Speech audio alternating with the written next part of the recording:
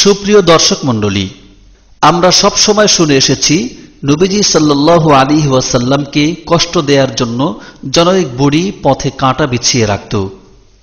কোথায় ছিল সেই বুড়ির ঘর? নবীজিকে কাঁটা দেওয়ার ঘটনা কোথায় ঘটেছিল? এছাড়াও নবীজি সাল্লাল্লাহু আলাইহি ওয়াসাল্লামের দুধমা হালিমার কথাও আমরা শুনেছি, কিতাবে বা বই পুস্তকে পড়েছি, যার সম্মানার্থে নবীজি সাল্লাল্লাহু আলাইহি ওয়াসাল্লাম নিজের গায়ের চাদর বিছিয়ে তাকে বসতে দিয়েছিলেন। সেই হালিমার বাড়ি বা কোথায় ছিল? আসুন আমরা একে একে সেই বুড়ির বাড়ি এবং দুধমা হালিমার উপত্যকা অঞ্চলে গিয়ে ঘুরে ঘুরে তা প্রত্যক্ষ করে আসি। চলুন প্রিয় দর্শকবৃন্দ, এই বিশ্বরোডটি চলে গেছে তায়েফ নগরী পর্যন্ত। মক্কা থেকে তায়েফের দূরত্ব হল 100 কিলোমিটার। সেই তায়েফ জুড়ে রয়েছে নবীজি সাল্লাল্লাহু আলাইহি ওয়াসাল্লামের বিভিন্ন সময়ের হাজারো স্মৃতি। তায়েফেরই একটি অঞ্চলে সেই মহিলার বাড়ি রয়েছে যে মহিলা নবীজি সাল্লাল্লাহু আলাইহি ওয়াসাল্লামের পথে কাঁটা বিছিয়ে রাখত। তায়েফ থেকে আরো 60 কিলোমিটার দূরে রয়েছে আরেকটি উপত্যকা, সেটাকে ওয়াদিয়ে হালিমা বলা হয়। সেখানেই রয়েছে হালিমা সাদিয়া রাদিয়াল্লাহু তাআলা আনহার বাড়ি। এই বিশ্বরোড আঁকাবাঁকা হয়ে অনেক বড় পাহাড়ের উপর দিয়ে তায়েফে গিয়ে পৌঁছেছে, কারণ তায়েফ যেতে হলে সেই বড় পাহাড়টি পার হয়েই যেতে হয়। দেখুন কিভাবে ঘুরিয়ে ঘুরিয়ে রাস্তাকে পাহাড়ের উচ্চতায় পৌঁছানো হয়েছে। তাই গাড়ি কখনো উপর দিকে আবার কখনো নিচের দিকে উঠানামা করার মাধ্যমে পাহাড়টি পার হতে হয়।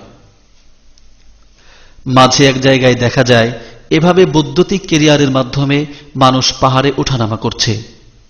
নবীজি সাল্লাল্লাহু আলাইহি ওয়াসাল্লাম সেই 1400 বছর আগের দুর্গম পথ পাড়ি দিয়ে শুধু দ্বীনের দাওয়াত দেওয়ার জন্য তায়েফে এসে পৌঁছেছিলেন।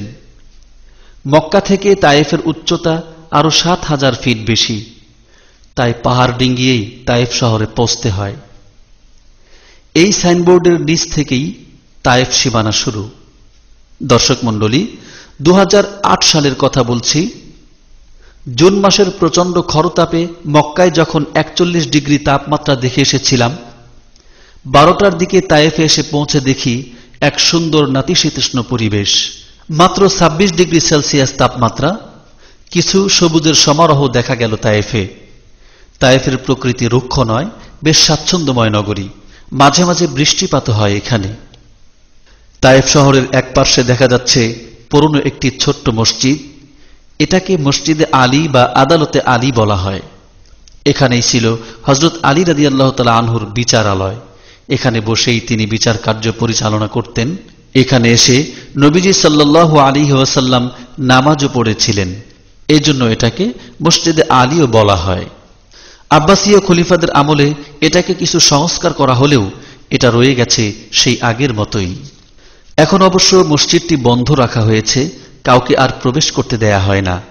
মসজিদটির চারপাশে কাঁটাতারের বেষ্টনী দেয়া হয়েছে, ভেতরে প্রবেশের কোনো সুযোগ নেই। এই মসজিদ থেকে একটু পশ্চিম দিকে অগ্রসর হলেই রয়েছে সেই জায়গা যেখানে নবীজি সাল্লাল্লাহু আলাইহি ওয়াসাল্লাম দ্বিতীয়বারের মতো এসে তায়েফবাসী আত্মীয় স্বজনের মাঝে ইসলামের দাওয়াত দিয়েছিলেন। দুধমা হালিমার কাছ থেকে চলে যাবার পর এখানেই তিনি এসে ইসলাম প্রচারে আত্মনিয়োগ করেছিলেন। যে ভবনটি আপনারা দেখছেন, ঠিক এই ভবনের জায়গাতেই যে সাধারণ একটি ঘর ছিল, সেই ঘরে বসবাস শুরু করেছিলেন তিনি। কিন্তু এখানকার লোকেরা তার মায়াময় ডাকে সাড়া দেয়নি, বরং তারা নবীজি সাল্লাল্লাহু আলাইহি ওয়াসাল্লামের উপর অত্যাচার শুরু করে এবং তার পবিত্র মুবারক শরীরে পাথর নিক্ষেপ করে। এই রাস্তাটি আজ রাজপথে পরিণত হয়েছে, কিন্তু এ পথেই আজ থেকে 1400 বছর আগে আমাদের প্রিয় নবীকে পাথর মারা হচ্ছিল। কোন পাষাণ রে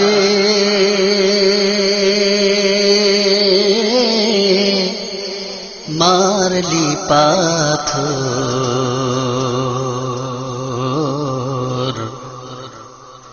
মোর নবীজির খুন বয়ে যায়। এই রাস্তা দিয়ে সামনের দিকে সামান্য অগ্রসর হলেই রাস্তার ডান পাশে নেট দিয়ে ঘেরা একটি উঁচু জায়গা রয়েছে, যেখানে বসে নবীজি সাল্লাল্লাহু আলাইহি ওয়াসাল্লাম ওযু করতেন। সাদা দেয়াল এবং সিঁড়ি করা স্বল্প পরিসরের এই সেই উঁচু জায়গা, এখানে বসেই নবীজি সাল্লাল্লাহু আলাইহি ওয়াসাল্লাম উযু করতেন। এর পাশেই রয়েছে মসজিদ, এই মসজিদেই তিনি নামাজ আদায় করতেন। এখান থেকেই ঘুরে ঘুরে মানুষদেরকে এক আল্লাহর পথে আহ্বান করতেন। মসজিদের ছাদের দৃশ্য দেখা যাচ্ছে, এভাবে পুরনো অবস্থাতেই সেটাকে রাখা হয়েছে। মসজিদের সাথেই এটা একটি কূপ ছিল, যেখান থেকে নবীজি সাল্লাল্লাহু আলাইহি ওয়াসাল্লাম উযুর জন্য পানি উত্তোলন করতেন। অন্য পাশ থেকে নেট দিয়ে ঘেরা সেই উযুর জায়গাটি দেখা যাচ্ছে। কান্দে আসমান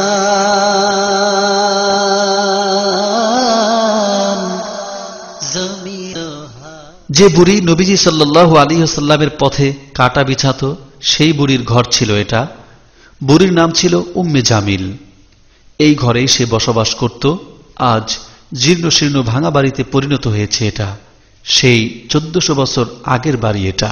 এই সেই বুড়ির বড়ই গাছ। এই গাছের বিষাক্ত কাঁটা বুড়ি রাস্তায় পুঁতে রাখত, আর সে কাঁটার আঘাতে নবীজি সাল্লাল্লাহু আলাইহি ওয়াসাল্লামের পা মুবারক জর্জরিত হয়ে যেত। সেই পুরনো গাছটি আজ মরা অবস্থায় দাঁড়িয়ে আছে এখানে স্মৃতির স্মারক হয়ে। একটি পাহাড় দেখতে পাচ্ছেন আপনারা। এই পাহাড়ের চূড়ায় দুটি পাথর রয়েছে। এর একটি পাথর শত্রুরা নবীজিকে হত্যার উদ্দেশ্যে পাহাড়ের উপর থেকে গড়িয়ে দিয়েছিল, সঙ্গে সঙ্গে আরেকটি পাথর পাশ থেকে এসে গড়ানো পাথরকে আটকিয়ে দিয়েছিল। সে পাথর আজ সেই অবস্থায় পাহাড়ের উপর বিদ্যমান রয়েছে। এটাকে বলা হয় নবীজির মুজেজার পাথর। দর্শক মণ্ডলী, এবার চলুন তায়েফ থেকে 60 কিলোমিটার দূরে অবস্থিত ওয়াদিয়ে হালিমায়, অর্থাৎ বিবি হালিমাতু সাদিয়া রাদিয়াল্লাহু তাআলা আনহার বাড়ি। হযরত হালিমা রাদিয়াল্লাহু তাআলা আনহা একটি জন্তুর পিঠে সওয়ার হয়ে নবীজি সাল্লাল্লাহু আলাইহি ওয়াসাল্লামকে নিয়ে এই পথ দিয়েই তার বাড়িতে এসেছিলেন। পাকা রাস্তা থেকে হালিমা রাদিয়াল্লাহু তাআলা আনহার বাড়ি পর্যন্ত কাঁচা রাস্তা। এটা তৈরি করা কোনো রাস্তা নয়, বরং মানুষের যাওয়া আসায় এই রাস্তা এমনিতেই তৈরি হয়ে গেছে। হযরতে হালিমা রাদিয়াল্লাহু তাআলা আনহা বনু সাদ গোত্রের ভাগ্যবতী মহিলা ছিলেন বলে তাকে সাদিয়া বলা হয়। তৎকালীন সময়ে উট, দুম্বা, মেষ, ছাগল, ভেড়া ইত্যাদি লালন পালন করেই আরবের লোকেরা তাদের জীবিকা নির্বাহ করত। সেই সুবাদে হালিমা রাদিয়াল্লাহু তাআলা আনহাও দুম্বা, ছাগল, ভেড়া, গাধা ইত্যাদি লালন পালন করতেন। নিজেই সেগুলোর পরিচর্যা করতেন। সেই কারণে নবীজি সাল্লাল্লাহু আলাইহি ওয়াসাল্লামও হালিমার এই পশুগুলি লালন পালনের ক্ষেত্রে পূর্ণ মাত্রায় অংশগ্রহণ করেছেন। আজ ১৫০০ বছর পরে এখনো সেই উট, দুম্বা আছে। আছে উন্মুক্ত আকাশ, বাতাস, খোলা ময়দান, মরুভূমি। কেবল নেই আমাদের সেই প্রিয় নবী, নেই তার সেই মা হালিমাতু সাদিয়া রাদিয়াল্লাহু আনহা। পৃথিবী জুড়ে ওই সবুজ প্রকৃতিতে দেখি তব ছবি হে রাসূল, বয়ে চলা বাতাসে শুনি তব নাম হে রাসূল। দর্শক বন্ধুরা, এই সেই ঘর, যে ঘরে দুজাহানের সর্দার আমার নবী মুহাম্মদ সাল্লাল্লাহু আলাইহি ওয়াসাল্লাম তার বাল্যকাল কাটিয়েছেন। হতে পারে এটা একটি জীর্ণশীর্ণ ভাঙা ঘর, কিন্তু সৌভাগ্য এই ঘরের যে ঘরটিতে রাহমাতুল্লিল আলামিনের নিষ্পাপ পবিত্র দেহের স্পর্শ লেগে আছে। তাই যেন সে পৃথিবীর তাবৎ বস্তুকে গর্বের সাথে জানিয়ে দিতে চায়, পৃথিবীর তামাম বস্তু শোনো, হতে পারি আমি ভাঙাচোরা, জীর্ণ শীর্ণ, কিন্তু নেই আমার কোনো দুঃখ, দুর্দশা আর হতাশা, অনুতাপ। কারণ আমি এখনো প্রিয় নবীজির তুলতুলে শরীরের ছোঁয়া খুঁজে পাই। সে যে কি সুখের, কি যে আনন্দের, সে আমি তোমাদের বোঝাতে পারবো না। শুধু আমি জানি আমি সুখী। নবীজির শৈশবের স্মৃতির সাক্ষী হয়ে দাঁড়িয়ে থাকা এই সেই হালিমার ঘর। এটা হলো ঘরের দরজা। মহানবী সাল্লাল্লাহু আলাইহি ওয়াসাল্লাম এই দরজা দিয়েই আসা যাওয়া করতেন। এটা হলো ঘরের পিছন দিক। এটা হলো ঘরের ভেতরের অংশ, দরজার ভেতর দিককার চৌকাঠ এটি। তখন যে পদ্ধতিতে চৌকাঠ তৈরি করা হতো এখনো সেভাবেই আছে। ঘরে আলো বাতাস ঢোকার জন্য পূর্বেও এভাবে ভেন্টিলেটর তৈরি করা হতো। ঘরের মাঝখানে প্রাচীর দেখা যাচ্ছে।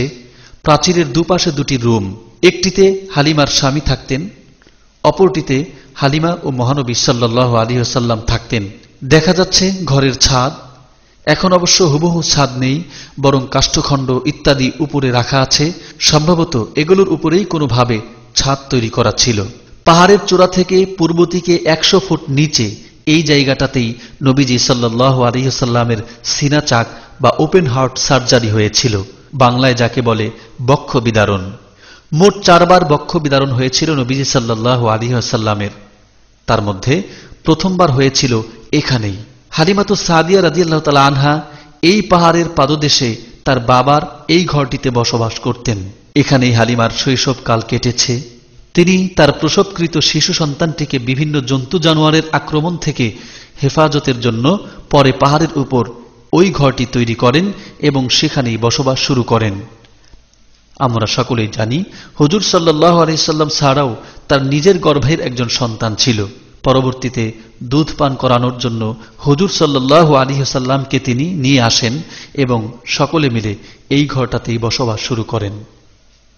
সম্মানিত দর্শক মণ্ডলী, হয়তো আমাদের পক্ষে সুদূর আরবের এই প্রত্যন্ত অঞ্চলে এসে এসব দৃশ্য অবলোকন করা সম্ভব নয়।